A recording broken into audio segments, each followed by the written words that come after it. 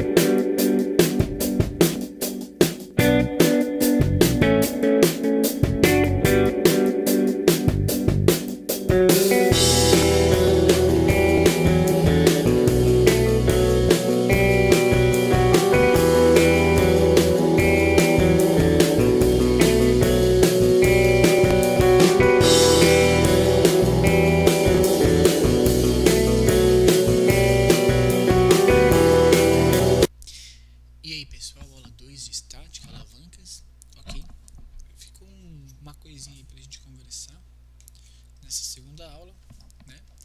Eu tenho aqui, tentei desenhar aqui um sisteminha, tá? Aqui seria o teto. Nesse sisteminha eu coloquei aqui um ponto de apoio e aqui uma alavanquinha que eu consigo girar ela nesse sentido, ok? Bom, então aqui está o nosso braço em relação ao ponto de apoio, né? Que é essa distância, é o braço máximo desse sistema. E suponhamos que alguém vem aqui e aplica uma força inclinada desta forma. Então agora a força não é mais perpendicular à direção do ponto de apoio. Agora a força tem uma certa inclinação, ok? Tem como calcular isso? Tem. Se eu conhecer esse ângulo aqui, ó, vou chamar de ângulo θ, tá? Só para generalizar, pode ser qualquer ângulo. Bom, eu consigo relacionar isso aqui. Se eu decompor esse vetor força, utilizando a regra do polígono, eu tenho um vetorzinho que vai se formar aqui, um Fy, sei lá, e dando sequência a esse caminho, eu tenho aqui um Fx, certo? Se você tem dúvidas sobre vetores, decomposição de vetores, entre em contato que a gente grava uma aula para vocês só sobre essas decomposições. Mas o que eu estou dizendo aqui é que esse vetor f aqui, ele poderia ser substituído por esses dois vetores, o Fy e o Fx, certo? Porém, pessoal, nós temos um pequeno problema. O que? O Fy, ele está nessa direção. Se eu jogar ele para cá, ele ficaria aqui, ó. Fy. E olha só por onde que ele passa, pelo ponto de apoio. Passou pelo ponto de apoio, ele é responsável pelo torque? Não. Não é responsável pelo torque. Ele não é capaz de fazer esse sistema girar. Agora o Fx não. O Fx ele fica perpendicular, ele consegue movimentar esse sistema. Então o Fx é a única força nesse sistema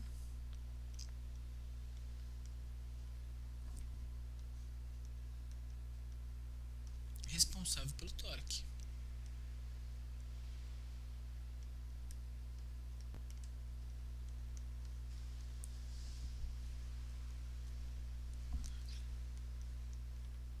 Se ela é responsável pelo torque, é ela que a gente vai calcular. Mas quem será Fx? Bom, vocês já devem ter aprendido aí que eu tenho aqui uma reta, tenho aqui um ângulo, tenho aqui uma outra reta que é paralela àquela primeira. Ângulos alternos ou ângulos externos, certo? Ou seja, se ali é θ, aqui também é θ, certo? E aí eu consigo analisar esse triângulo, sabendo que esse fx é o cateto oposto a esse ângulo. Eu posso vir aqui e pedir ajuda dos matemáticos. Cateto oposto sobre hipotenusa é igual a seno de θ. O nosso cateto oposto é fx. X. A nossa hipotenusa é f, seno de θ. Então, fx, que é o responsável pelo movimento, é f vezes seno de θ. Pronto. Se eu precisar escrever o momento daquela força, ou seja, o momento dessa força F, a gente sempre costuma colocar assim, o momento de F, é mais fácil. Seria o quê? Seria fx vezes o braço. Ou, o que normalmente aparece, o momento da força F é igual a F vezes seno de θ vezes o braço, ok? A galera costuma dar uma organizada nesse daqui e escreve finalmente desta forma. É a mesma coisa, tá? Só estou organizando os elementos. Assim, ó, FB seno θ. Ou seja, toda vez que eu tiver um ângulo, eu vou multiplicar pelo seno desse ângulo. Multipliquei pelo seno do ângulo, eu tenho o valor do momento ou do torque desta força, ok? Bom, essa aula aqui é bem mais tranquila, bem mais rápida, tá?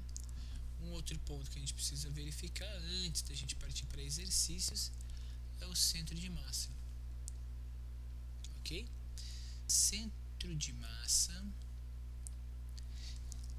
ele é o seguinte: o centro de massa de um corpo ou de um sistema de corpos é o ponto no qual se considera que está concentrada toda a massa do corpo ou sistema, de modo que, quando forças externas atuam sobre ele, tudo acontece como se a resultante fosse aplicada neste ponto. Então, para a gente poder analisar corpos extensos, a gente vai ter que localizar desses corpos extensos aonde estaria o seu centro de massa. Por exemplo, eu tenho um bloco aqui, ok, de cobre.